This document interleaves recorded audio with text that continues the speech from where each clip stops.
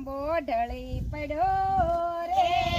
આંબો રૂસો ને આંબલીએ આંબો ઢળી પડ્યો રે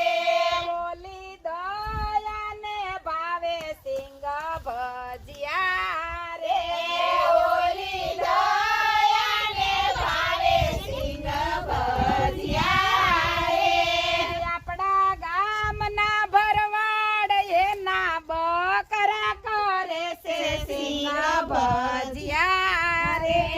આપણા ગામના ભરવાડ એના બકરા કરે છે સિંગ ભજીયા